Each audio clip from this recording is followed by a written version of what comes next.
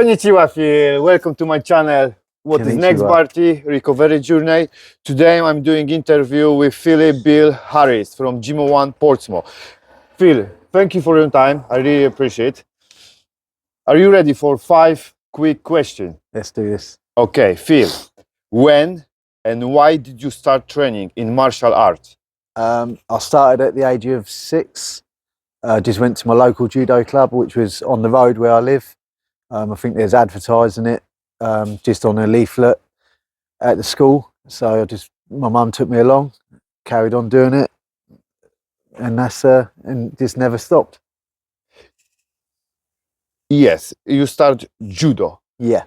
And what did you think about judo? Did you like it? You want to carry on judo whole life when you were a child, or? It's just I grew up doing it, never knew any different. Then once I hit about, I don't know, 14, 15, started taking it a bit more seriously. Went to changed like judo club that was a bit more competitive. So I started doing some competitions, like proper competitions, about 15. And then at the age of, I don't know, 17, something like 17, 18, some friends that I was with was competing a lot, so we started competing. And when I started driving, I could do my own thing and wouldn't have to rely on other people so much to get around. So then, yeah, I was going to a lot more competitions and started getting into it a little bit more, like from a national sort of level. That is very impressive. But now is second question. But obviously, I know many people knows, but maybe not from my YouTube channel. You did BJJ, MMA, and judo. And the question is, which career brings you more enjoyment? BJJ, MMA, or judo? All different, like different, but all the same. I enjoy them all. My judo days probably my favourite because I was young. There wasn't the internet about. Like, it's just a better time to be around anyway.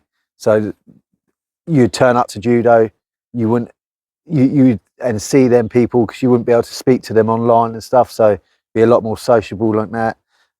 So yeah, judo days was my favourite days. MMA is my toughest days, and now I'm in like the twilight days where I'm just enjoying a bit of jiu-jitsu. Just enjoy it now. Yeah. Okay.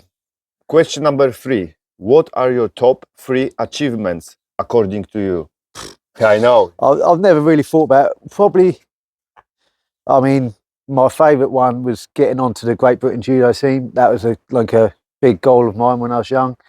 I was a bit of a shame because I didn't set my judo achievements high enough. I just set my judo achievement was to get on the Great Britain team, and once I'd done that, I lost a bit of love for judo, and that's when I converted over to MMA. So yeah, that's probably my favourite achievement. Getting into the UFC was obviously good, and getting my jiu-jitsu black belt was a good achievement as well. Okay. Question number 4. What was it like when you signed your UFC contract, and then when you step into the octagon for the very first time? I talk about UFC, yeah? What thoughts and emotions were going through your mind as you made that step into the octagon? That first moment when you signed the contract, obviously. Yeah, it's a bit like a bit of a shock when I got the contract because it was I was a last minute replacement into UFC. So I think someone had pulled out, and so I was in line to get into the UFC, but I got signed because I think someone had got injured, and then they was like, well, looking for someone, we'd get a European over. So I was like the first European flyweight into the UFC. But I wasn't really ready for it because I just had my daughter, and she was only a couple months old. So I was just taking more time out, trying to get into life with a newborn child. So I wasn't sleeping much, just not training quite as much. So it wasn't the ideal time, but you just take the opportunities when they come. Really, if they come knocking, you don't turn it down. You only get one chance. So I think I had 3 weeks' notice to fight, and probably not really long enough to be ready for a fight when you're not training as hard as you should be. And then going into the cage in the UFC for the first time, yeah. Once you get into the cage, it's like the same as any other fight, really. You just block out all the noise and go and do your thing. I didn't see it much different to any other fight. Couple of times, like the walkouts are a little bit noisier, but once you're in there, Nothing different. And the cage door closes, that's it. You're just fighting. It's only you versus your opponent. No one else is in there, so I don't see a big difference. You know. Have you been exciting when they told you about that fight in UFC? Because, for example, my personality is, UFC contra, yeah, I gotta do it. Like, yeah, it was. I was. We excited. are different, obviously, personality, but maybe you were exciting is in your own way. Yeah. Like say, my wife gets annoyed because I don't really show much excitement ever. Like, don't matter what I do, I was like, yeah, that's good. I don't really show much excitement. So yeah, I was excited and I was like proud of getting there. But yeah, like say, it was just almost bad timing. I would have rathered it a few years earlier. But yeah, it's good that it's happened. I don't have the question on my sheet, but I'm gonna ask about Polaris. Yeah.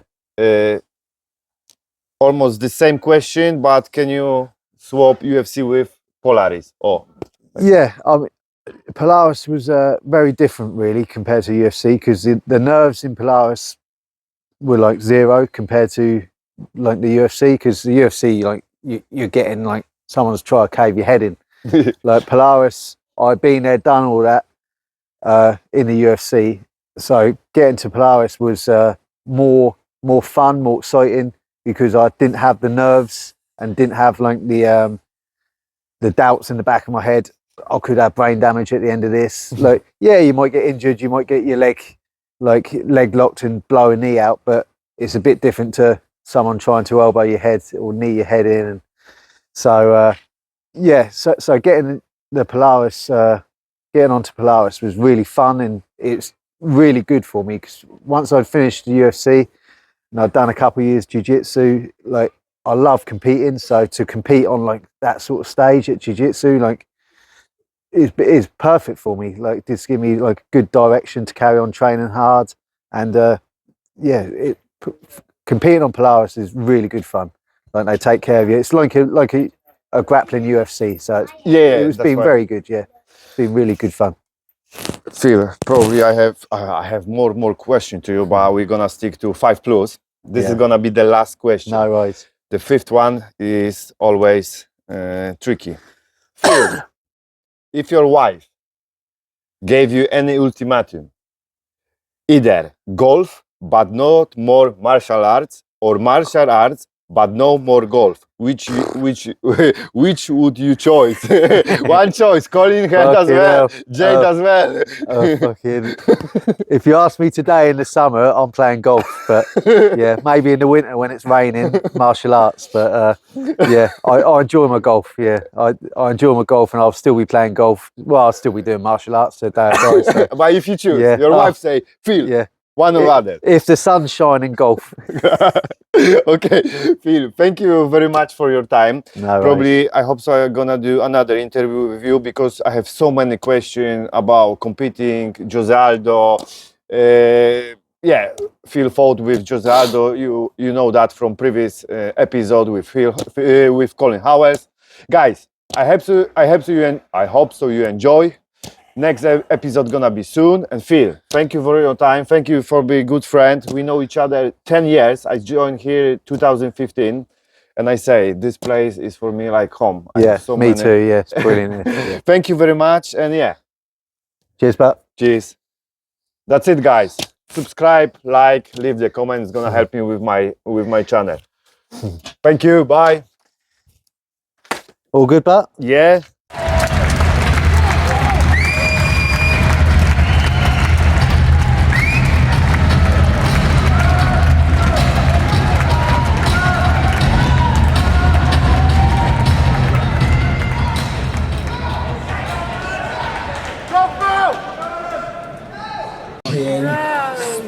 Phill Billy Harris.